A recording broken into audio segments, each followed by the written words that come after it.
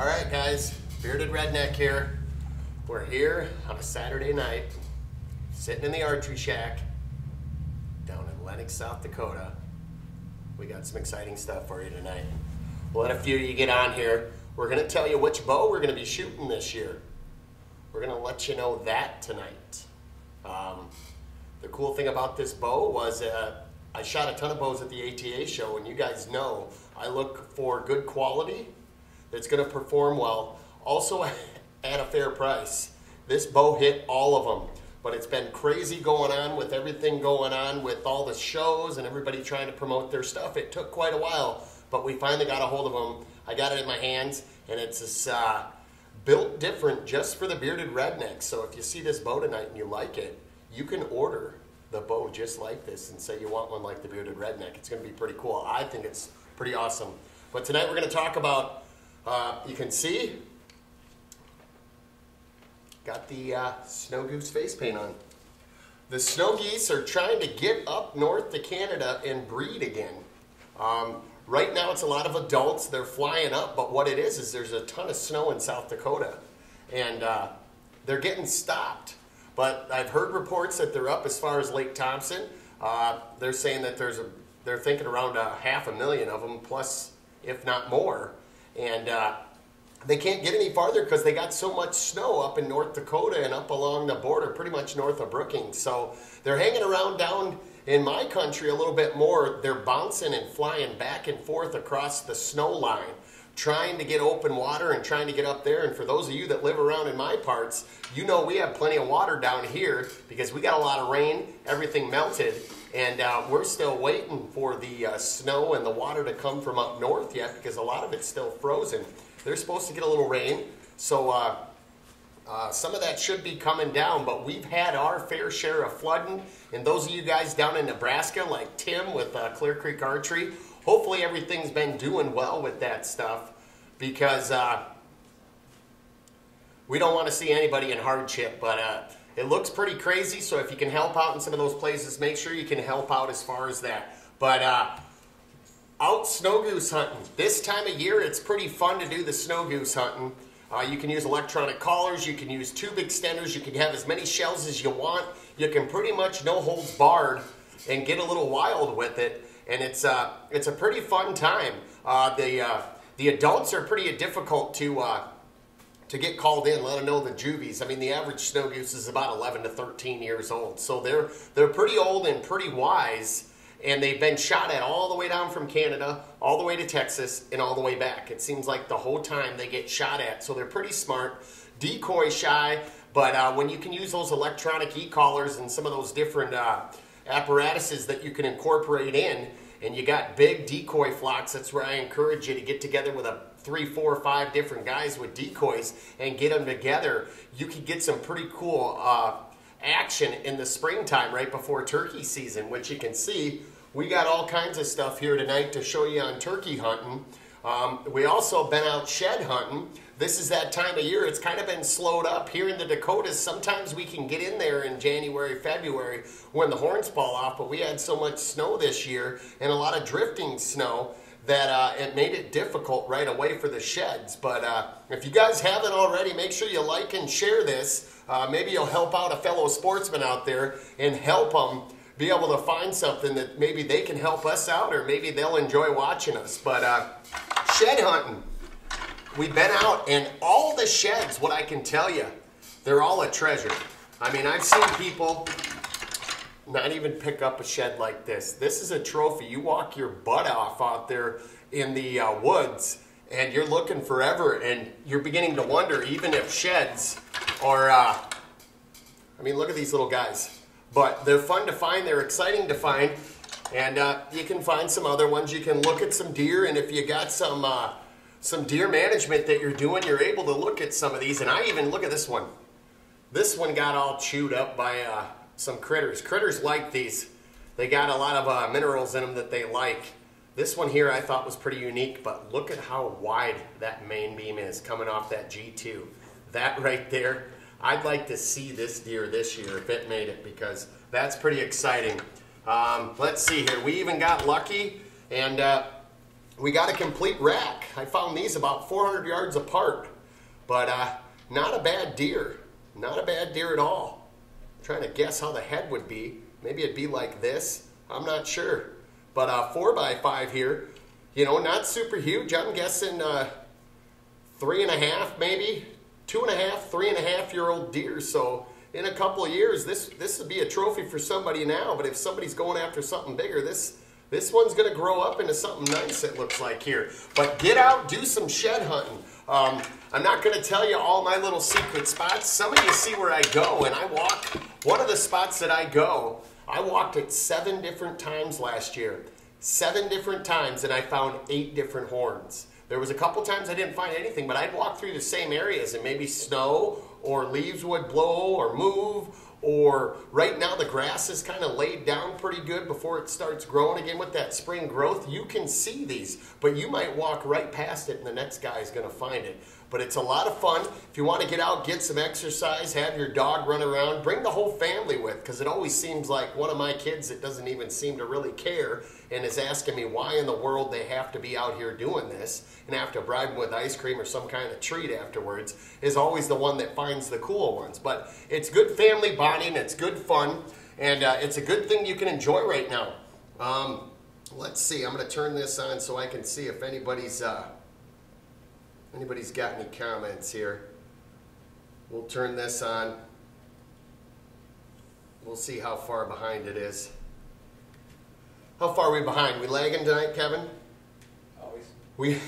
We got, as you can see, this shirt is pretty ridiculous as far as to be able to see the whitetail greens. We got a ton of stuff going on here. One of the people we hooked up with was Whitetail Greens this year, and you can see the banner down here. We got whitetail greens. We're going to be planting like 3 different food plots. We're going to be planting 2 early ones, and then we're going to be planting one later on that's for later on in the season. We've never planted food plots. We've never done any of this type of stuff, so you're going to see firsthand if just a bearded redneck from South Dakota is able to do this stuff and what comes out of it, because you guys are probably a lot smarter than I am, and if I can get results like if I do, you're going to be able to do a lot better at it. But we're going to start explaining some of the food plots coming on. We'll be planting those, getting ready. We just got to get a little bit of this water to disperse, because right now I think we probably have to plant rice, because it's a little damp out there. If you don't have your hip waders on, you're going to be a little muddy. But you better leave them in the mud room or you're going to be in trouble with the missus. So we'll be showing you that with the whitetail greens. We're going to start off with the turkey decoys here. But before that, we got to get our turkey hat on. Those of you that watched our big bow giveaway, wasn't it the big bow giveaway, Kevin? Didn't we have the big turkey hat on? Yep. We got to get the turkey hat on, because you got to get in the mood of a turkey. And if you think like a turkey, then you're really going to be able to see this. And so we got our turkey hat on. But what do you do with turkey hunting? You know, when I started hunting turkeys here in the Dakotas, you know, I saw you guys doing different things as far as turkeys. And I seen all these fancy decoys like these Avion X up here, and all this crazy stuff with seats and calls and stuff you put in your mouth and boxes that you move and things that look like a chalkboard and you're scraping on them that sound like bloody murder. And I thought, what in the world is this turkey hunting stuff? Well, here in the Dakotas, you can shoot them in the ditch. You can shoot them in the right of way. It's the only big game animal that you can hunt from the road. So my first year turkey hunting, I just had my bow, saw 6 of them crossing the road, got out and shot one. And I thought turkey hunting is pretty boring, pretty easy, and not that difficult.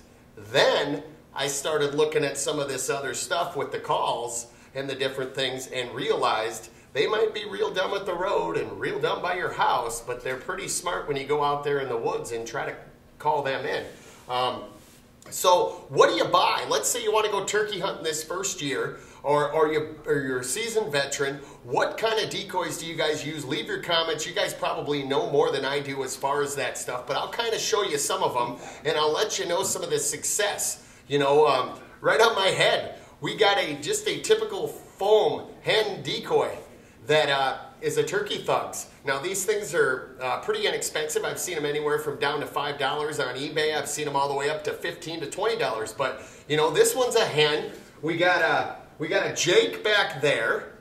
But foam decoys. What are the advantages of foam decoys? Why would you want a foam decoy? Well, one thing is they're cheap, they're inexpensive. If you're just getting into turkey season, you know, get yourself a couple of foam decoys.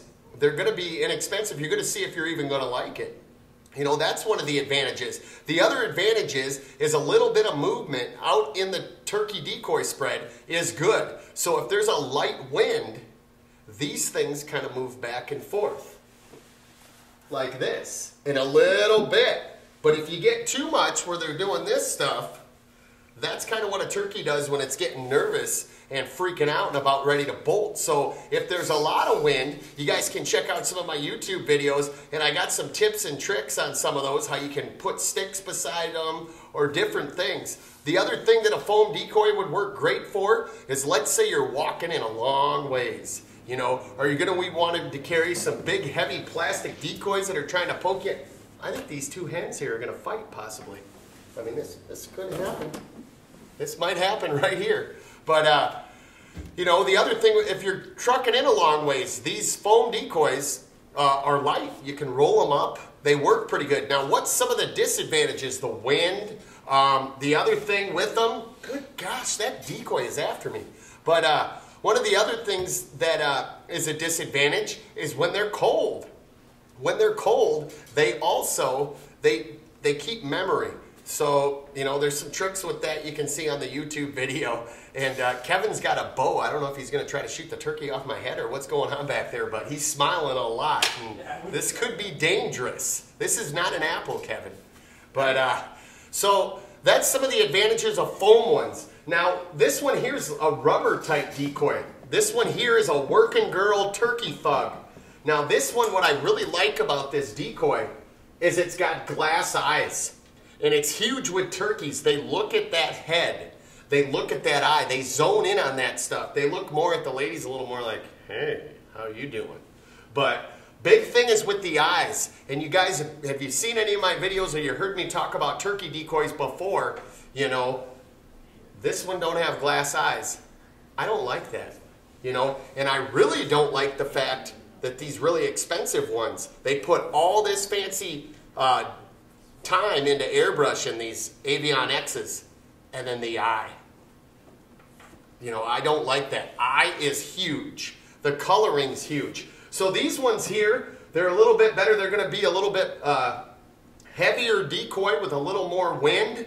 They're going to withstand that a little more. They got motion stakes, which they move around, but like I said, too much movement is bad. We even got this one here. This is a mad decoy, and it's white. Now, what in the world would you want a white decoy for? A white decoy, now this one, they got it a UV color paint, and what they're saying is the way turkeys see it, that it actually looks a different color and it looks more natural. And one of the things that I use it for also is the fact that the other thing that I use this decoy for is, you ever notice how you get like the odd kid or kind of the nerdy kid, and people pick on them because they got a different haircut or maybe a piercing or a tattoo or something? Looks totally different in my eyes, so it stands out. I've actually had hens come in, like the head hen, the boss hen, and come in and want to attack her going, who's this gal? You're getting out of here, lady, because this is my territory.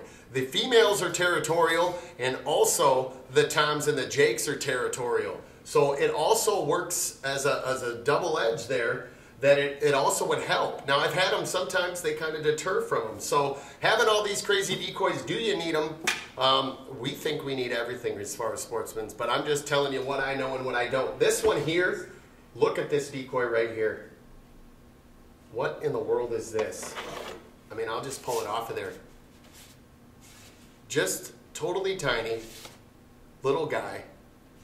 This is, by Wild Evolution, this is a little runt. Now, this works on the concept of, it's got the red on the head and the blue, and it's kind of got some pink here. I don't know why they did that, because usually it's white and red and the blue, but on a mature turkey. But this here, what it simulates is a turkey that's standing ground but it looks pretty wimpy and pretty wussy.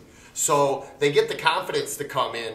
You know, sometimes when you got the big Tom strutting out there, if it ain't the boss Tom that's coming in, sometimes it'll be a nice bird that you're willing to take, but they'll get scared because they've been proving their dominance all over the place, and they've got their butt kicked a few times, and they will back out. The worst thing to have come into my decoys is about 6, 7 jakes. So I could tell you that if you're going to set up a bunch of stuff, don't have a lot of male turkeys together, because like 6 jakes, it's like a gang, like in an inner city gang almost. They like gang up, they're ruthless, and they will attack. So to get like a Tom to come in, some of those they'll actually get deterred from several males. You know, it's better to have some females.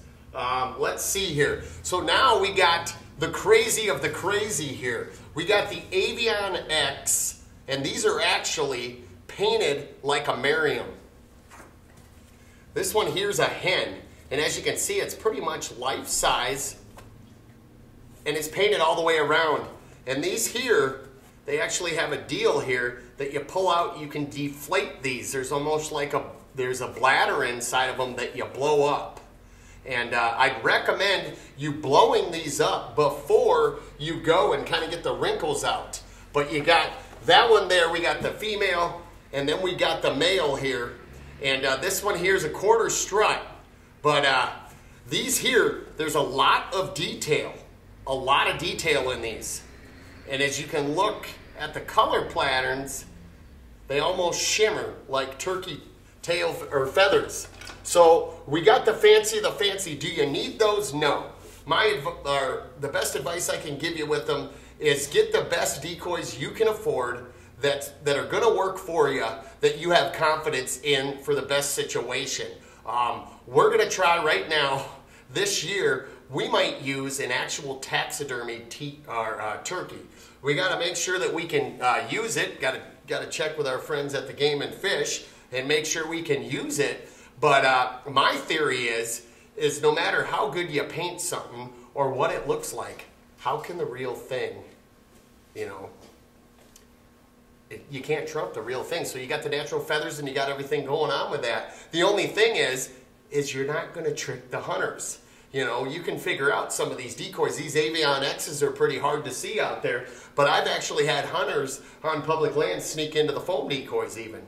So you got to be careful with that. My other caution to you guys, and I know there's been hype on them, and I know people have used them, but just listen to me if you value your life. You get those fanned up ones, those 2D turkeys that have the bipod that you sneak in on, that it's so cool that the turkeys are coming 2-3 yards. Now, the first year those were out, there was like 6 people that lost their lives from those things. If you're going to hunt public land or anywhere close to a road where anybody can see them, especially in the Dakotas where you can use a rifle, don't use one of those, because they're going to look like a turkey. People are going to be excited. They're not going to be thinking on all cylinders, and they're going to shoot it. And who's like 6 inches behind it? You are. There's a lot of other decoys to use than one of those. I am a total against those decoys. They work great, and they're cool to get really up and close shots, but other hunters see them, and they're going to blast at you. And you don't sit in your decoys anywhere else, so you got a little chance when you're off in a blind somewhere. So think about that if you're going to use one of those, and I would totally discourage you from using one at all. So we got some crazy broadheads that we could use. We got Tom Bombs here. These are some of these guillotine ones. And there's also, we got some solids here. Now, some of those, they don't work too bad. You know, I've seen some good reports on them. You know, I've seen people shoot out to 25 yards with them. I wouldn't recommend shooting over 15 yards with them, just because they slow down the arrow and you're trying to hit that neck bone and decapitate that turkey. I haven't used them myself yet. I've had them in the quiver a couple times turkey hunting, but what I can tell you is if you miss a little bit and you hit that head like that, you're going to want to make sure that you're spot on and you've practiced with those, because I'm just not totally for those. And if they don't, with that big surface area, I like a pass through and 2 holes Don't get me wrong, when they cut the heads off, they work pretty amazing, but I don't use them as of, but maybe we'll use one at close yardage. We probably could have used one last year. When I shoot my turkey at like 6.3 yards when I finally shot the one that came in. So, I mean, I probably could have used one there. I just stuck to a traditional broadhead and used what I felt comfortable with. If you feel comfortable with those and they're legal in your state, go right ahead and use them. If you guys got a certain broadhead that you think works good, go ahead and comment that on here. Let the other people know. I'm going to leave it up to you guys as far as what broadhead should I use. One of the companies that we hooked up with this year is Rexpid Broadheads. And honestly, I'd never heard of them until I went to the ATA show. But they gave me a few of their broadheads. I brought them home. Kevin and I did some testing on them. We kind of shot them around. And then we talked to Joe they're from Rexpid. And we started talking to them. And we got a ton of them. But what we're going to do is we're going to have you guys tell us which broadhead from Rexpid do you want to see us take a turkey with. I mean, we got a ton of different models here. All the ones that we got are in 100 grain. These ones here are 3-blade mechanical. We have a couple different ones here. These, the cool thing about their mechanicals is they don't use an O-ring or a rubber band or anything like that to hold them, or a retaining ring. It's a very cool concept they got going. You're going to see a lot more stuff on these. We're going to be doing some testing with these broadheads, and you're going to get to see them. We'll shoot them through plywood. We'll shoot them through steel. We'll shoot them through all kinds of stuff that we know we have to encounter out there. We're going to shoot rocks. We're going to shoot all kinds of stuff with them.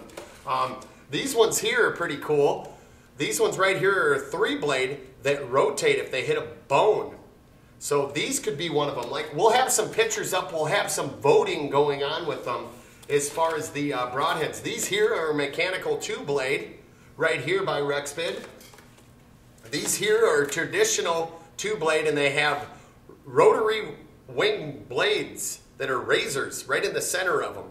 These ones here look pretty vicious. And then, of course, we got the traditional 2-blades here. But we'll put them up. We're going to have a contest with them. We'll have you guys vote which ones you want to see us out there chasing a turkey with. We're going to slap them on our arrows, and we're going to go out there and show you that they mean business, and they're up-and-coming broadhead. And they've been around a little while. Just people hadn't heard about them. But they're pretty impressive as far as if we're going to shoot them, value's right, and definitely they get the job done. Now, you can see we got different face paint on tonight.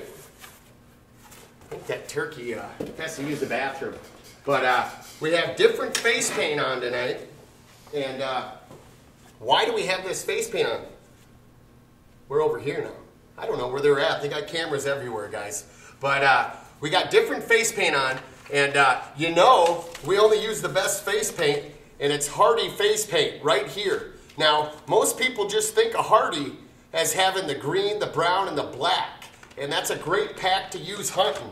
Well, when you're snow goose hunting, a lot of people wear camouflage. Well, what color are snow geese? I mean, look at my pants. They're white.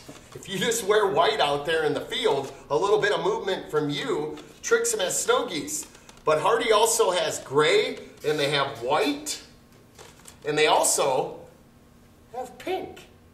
We're going to be using pink in October for breast cancer awareness. We'll be out in the tree stand using the pink, but they got white, they got all the different face paints. And if you guys have seen me when it's winter or when the skyline, I use a lot of gray and I use a lot of white, and I actually use a lot of white camo or gray camo when I'm up in the skyline and it isn't a blue sky, because you actually blend into the skyline better. So that's why you see the different face paint. It's still Hardy, but they have more than just the brown, the black, and the green as far as the face paint. So we got that stuff going on now. Who's excited about the bow? Anybody got guesses on it? We kind of put some hints out. Some people that you guys were watching, I actually was shooting this bow, laying down, and I'll show you here in a little bit. I laid down, pulled the bow back, and then sat up and twisted and shot this bow several times at the ATA show, and it got a lot of attention by different people as far as Bowhunter Magazine. Ted Harpton himself kind of looked at me like, oh my gosh, they let the short bus show up. But they definitely were looking at me like, what's this guy doing? So why was I laying on the ground and why was I doing that? We spot and stock all over the place here in South Dakota. We do it for antelope, we do it for mule deer, and we also do it for turkeys or whatever else we're going after. As far as geese we've snuck up on, any kind of critter that we can get close to, we'll sneak up on them. And so we shot this bow off the ground, and we're going to show you that bow right now because I'm excited and pumped about it here. This bow, we put some of our old stuff on here.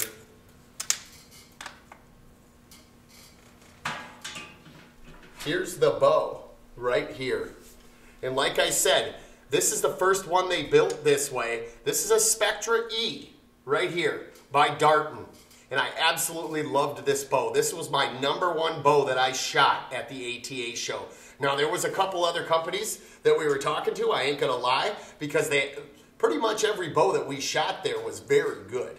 I mean, people have stepped it up a long ways, but if you check it out, Rex Darton over at Darton Archery, he's probably got patents at most of the other bow companies because he has always been working on this stuff for decades and decades as far as bow quality and the slides and all kinds of different things. I mean, you look it up, and a lot of it, I want to say that the cans by Hoyt, Rex even made those. But this bow is absolutely awesome. And this here's the Spectra E, guys. And right here in the center, the riser right here, this color is Typhoon. I love that color. But you can see my limbs are a different color. They're right there, and they're a Highlander. Now, it comes in the Typhoon, it comes in the Highlander. You can get it all the same way. It comes in black, it comes in red, it comes in blue, it comes in white, and it even comes in green. But we wanted something a little bit different to be able to show you off. We wanted a trademark that standed out alone, and we were talking to Tony there at Darton, and we kind of came together with this idea with this bow. But this one here, like I said, it's 32 5/8 axle to axle. The brace height, 6 inches. The draw on these bows is anywhere from 25 to 31 inches. You can get them in 40, 50, 60, 70 pounds. This one here, we got set up for a heavy 60. So the way it's at is at 63.4 pounds is where this thing's maxed out at. And a bow shoots the best when it's maxed out for the most part. So we wanted it exactly how we were going to use it. And we're going to be using this puppy everywhere. We're going to be using this with the flying carp when you guys see it. When we go out to the western part of the state and we go after prairie dogs, we're going to shoot prairie dogs with this. We're going to be shooting, well, when we're chasing the snow geese down here, we're going to be throwing some arrows at it, at some snow geese. We're going to be going after everything with the doves this year, the antelope, the mule deer, the elk, everything we're going after. It's this baby right here. We'll have links and different things. You're going to see a lot more. We'll use the chronograph. We'll shoot the bow a lot more. You're going to be seeing a ton of this because this bow isn't leaving us. If we're going somewhere, it's going to be in the truck. So you guys are looking for a bow, you want to check out Darton Archery because there was 2 different bows that I absolutely loved. There was one that was a Maverick, and this one was a Spectra E, and for some reason, this one just fit me better. And that's what I tell everybody as far as a bow. Shoot a bunch of them and see what fits you the best. This one just felt like it was part of me. I think that this could probably be a 3rd appendage right now, possibly with this. But this bow we'll show you here. We'll go shoot it, but I absolutely love it. We're gonna, actually the Whisker Biscuit Pro will be coming off here because we'll be getting the Encompass put on there. We were supposed to be going down there today, but Tim's got water all over the place. I don't know what I think he's on a White River rafting escapade right now. Hopefully the water's gone down there. So have Tim from Clear Creek Archery in your prayers and help him out. But we'll be sneaking down there and we'll be going down there firsthand to the shop. He'll be putting the Encompass bow rest on there. It's a full containment drop away that's absolutely amazing that I saw at the ATA show, and as soon as I saw it there, I knew that I needed to shoot that because it was absolutely everything that I wanted in a rest. You can totally, completely move the bow everywhere and you'll be able to see it. We got the video on the page from when we did an interview with him right at the ATA show. But that arrow stays locked in, and whatever size arrows, you get different pieces to put in there. Your arrow's not moving, and it's not going to tink around, and it's going to be ready for when you're sneaking in or you need to take that shot. Your arrow ain't going to be bouncing around or falling off your drop away like a lot of those, because they're not a full containment. They just kind of bounce around, and they're made for sitting up in a tree or not in an obscure, uncomfortable, weird spot. So if this rest is affordably priced, and you better look out on this. If you want a good rest and you do any kind of hunting like that, or you've had your arrow fall off in frustration, you're going to want to check them out. You can go to our webpage and click across, or you can go over there right to clearcreekarchery.com, or check out Clear Creek Archery on Facebook and check out that rest. Now we have the Trophy Rig 7-pin React Pro on here. That's the sight that we have on here, and I ain't going to lie, that's a good sight. I was totally skeptical on this sight as far as their whole concept. They got a React 5, they got a React 7. And their whole concept with it is you sight in your 20, and then you pick, like this one has 7 pins. You pick one of the other 6 pins, you sight it in, and everything adjusts mathematically. And I was totally skeptical on it, but once I started shooting better and got my skills honed, it actually was right on. And it was right on with the bear that we shot last year, and with the Darton that we're shooting this year, same thing. Boom. I don't know how it knows it. I don't know if there's a little monkey inside this sight that's got a magic wand or what it is. But either way, pretty impressive sight. But you're going to see the sight that we're going to be shooting here. We got it ordered. It's going to come in, and we'll show you on there what that sight is. But we're not going to tell you what the sight is yet, because we'll keep it kind of fun as far as that. But we'll have a different sight on there, and we're going to have a different quiver this year too. And our quiver, I'll give you a hint with the quiver that we're using. Any of you that checked out quivers, this quiver also works as a sidebar or a back bar. And it's very cool technology that this company has. But we're going to keep that secret until it comes out. Those of you that know and have looked into it, you're going to know what we're talking about there. And we're shooting some different arrows this year. Shooting some different arrows. We'll disclose what they are. If you can read real close, you're going to be able to see. But we got really tiny veins and all kinds of weird stuff going on. But we got all kinds of crazy stuff. We're working on the front of center. I mean, look at these. They just want to drop right down. But Kevin's trying to zoom in, and I'm turning the arrows backwards. But we'll go. Who wants to see this bow shoot? This bow, one thing that I love about it too is it's really quiet. Really, really quiet. The only thing it has is some limb silencers right here. It doesn't have a lot of the other ones that people have on there. It doesn't need them. I was shooting it the other day here in the archery shack, and even the owner goes, geez, that thing's quiet. Love that. Very cool. Very excited about this bow. Very happy to have hooked up with these guys, because we don't just hook up with people just to say, hey, look what we got. We hook up with them because they're the best. We actually use them. They're a good value and good quality. So we'll go over here. Are we going to be able to go over there? Or am I going to have to shoot from here? Or what are we doing? Can we move anything? Am I going to have to shoot from right here? Yeah. Nice. Where am I shooting then? Get your target. What target? Who's having fun tonight? Is anybody getting rain? We got a little rain here for a while. I'm shooting that way? I'm shooting that way? I wanted to shoot a turkey. Well, give me a decoy. Kevin wants to shoot. Should we shoot an Avion X? Does anybody see what an Avion X does with an arrow through it? Do you think the bladder still works? How about we don't? Can we shoot a fix-a-flat? Do you want me to get a turkey? Well, you don't have to. We can just shoot that. It's all about you, Kevin. I mean, we can move everything. It's fine. Well, we don't have to move everything. That's all right. Are you sure? Yeah. There's no rain. How you doing, Rebecca?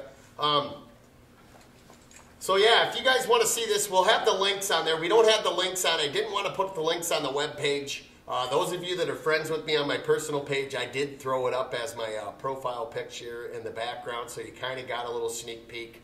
The people on the board of directors didn't even know until a couple of days ago. Some of them did. It slipped out with a couple, but I wanted to keep it quiet because I was pretty excited about it, and I like surprises. But I like surprises when I get cool stuff, and I definitely got a cool bow here. So, what are you doing? Kevin's walking around aimlessly. I'm working.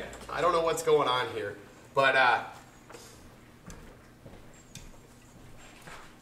if anybody's got any questions, comments, concerns,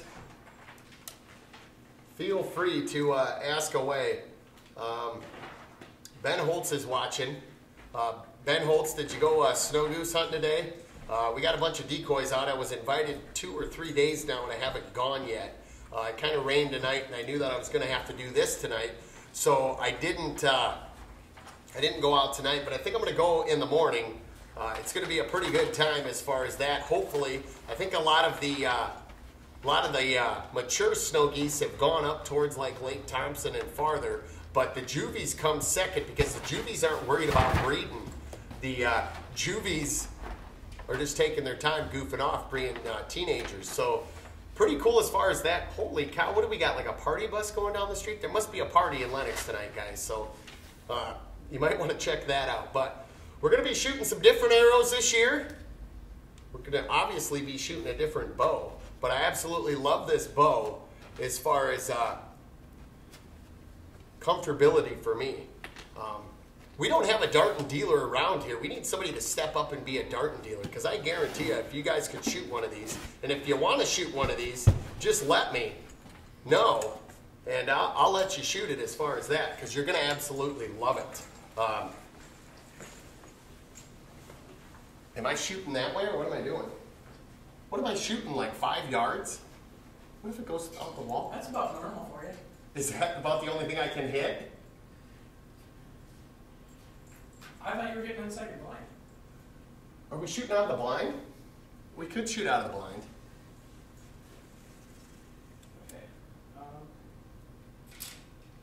But yeah, 85% let off, guys. My light. No, not yet. You want to read? I'm drawing back over here, no hurry. Look at this, way out here. Okay. This is what I love about these new bows and how much you can draw back. Should I like think about shooting now, or should I just sit here?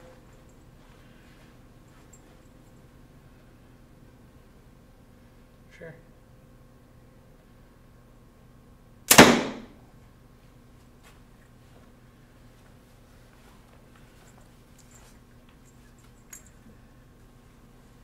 We'll shoot one more just because I don't know if the turkey's dead yet. But this bow is really quiet, really smooth, and with the 85% let off, this thing is absolutely awesome. If you guys haven't got one of these new bows, check out one of these bows. And like I said, if you've never shot a darton and you want to shoot one, let me know. And if I'm in the area, you can come and shoot mine. But look at that. Hardly any vibration, anything going on.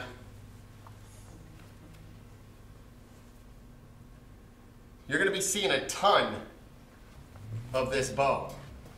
Are we on Kevin or are we on both? Oh, am I on break or what happens?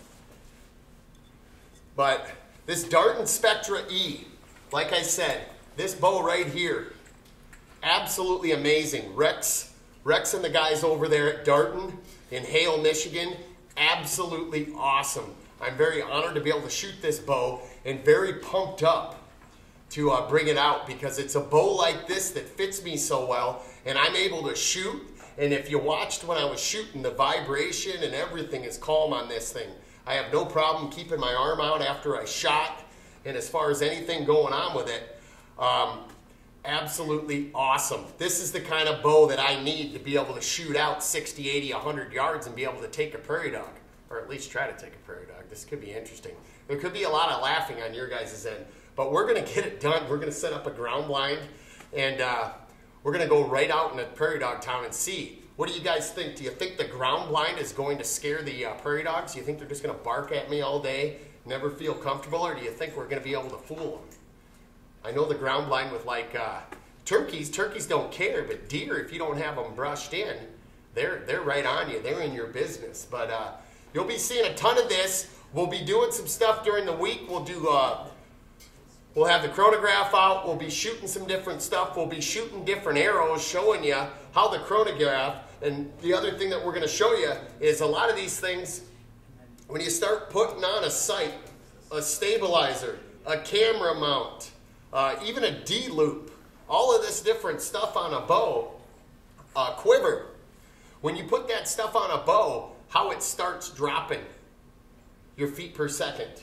So we'll show you with no sight, then we'll put the sight on, we'll show you how much it drops from the sight. I mean, that's one of the things you guys can look at when you're going to get a bow sight. How heavy is it?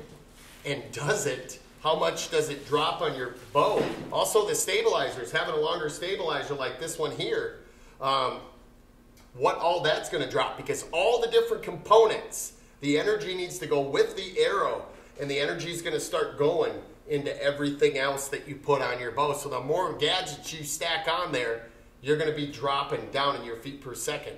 But we're also going to be dropping down in our feet per second this year because we're going to be going for the front of center arrows, you know. Some of those like the grizzly stick and some of that. I mean, they've got it mastered as far as doing that. But there's a lot of arrows out there. They even got tapered arrows where the grains per inch change as you go down as far as that. But if anybody's got any questions, any comments, Michael Gilmore's on there. The Hillbilly Fish and Lure guy's on here. How's he doing? He's supposed to send Kevin some of those Hillbilly Fish and Lures, isn't he? I was thinking so. I'm thinking so too. Kevin's like hiding in the blind over here. I don't know if Kevin, it doesn't even start till next weekend. Oh, well, I was recording. I was trying to get these turkeys. Trying to get the turkeys. Well, they're always on the outside of the blind. They are. Well, I'm right here in the center of them. I'm Captain Turkey. It's a good thing I don't have bow then, huh? Yeah, exactly. All right, I'll come out. Kevin's coming out of the blind, guys.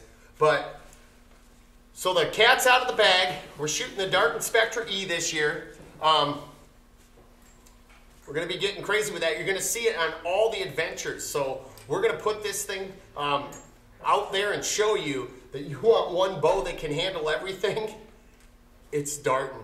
They've been right there, state of the art, right ahead. And like I said, pretty much almost every bow on the market, a majority of them, are using a Darton patent. So very cool bow. You're going to see, like I said, we'll go live doing the chronograph and go into some of the different stuff. When we get our sight here, we'll put that on. We'll release the arrows and everything going on with those a little bit. We'll keep it kind of fun, but we'll put the pictures of the broadheads up, guys. And you guys tell me which broadhead you want to see us go after the wily bird with, and we'll go out after them. Turkey season in South Dakota opens up next weekend, but we're not going out till the following. Just because I always give people a joke and say, we want to give you other guys a chance to get the big one before we go out and get it. But a little bit of a self in that, or maybe you'd say a whole bunch of self in that one. But what I'd seen the last couple of years is the turkeys just really weren't working that well. Like last year we had a snowstorm going on, and they were still in their winter groups, but maybe they'll flip apart. But I know they got quite a bit of snow around Pierre still, and they got quite a bit of snow up north. South they don't have as much snow, like around the Yankton area. And then around this part, in the southeastern part of South Dakota, there isn't as much snow. So a lot of people have been asking me, where are the turkeys at? What's going on? The turkeys are there. Just look in the mirror, you'll see one. That's what I always tell Kevin when he's asking. But there's a lot of turkeys around there. They're in their wintering groups, and turkeys, you don't notice them unless you go look for them. There's a lot of turkeys around. If you've never been turkey hunting, get out and do it. It's a great time. I love bringing my kids turkey hunting. Because it's a lot nicer out. You can go out in shorter sleeve stuff and go out and have fun and go after the infamous wily bird. And it's a pretty good time. And actually, when you get them running and gunning, looking for the hens and really getting aggressive, it's almost like the deer rut. So if you like hunting the rut for deer, you're really going to like hunting turkeys. So if you got any comments or questions on the turkeys, feel free to leave them. We love getting a hold of you guys. We love hearing your questions. We love trying to answer them. If you haven't been over to the webpage yet, get over to www.robertrooreroutdoors.com and check it out. We'll be starting to put some of the merchandise on there, but all of the products that we promote, because we use, that's why we promote them, and we believe in them, you can find them there, and you can actually click right over to the pages like the buck sticks and any of the products as far as outdoor edge. You can get to all the different places, the whitetail greens, and all the different things that we use. You can find right on there. Clear Creek Archery, Scent Step. There's a bunch of different ones, and there's a bunch of them that we don't have on there yet that are going to be putting on. We didn't put Darton on there, so Darton will be going on there. So if you want to be able to get the same bow as the Bearded Redneck, you can get the Ridgeline with the Typhoon, and Ridgeline, Highlander with the Typhoon. Good gosh, why am I thinking Ridgeline, Kevin?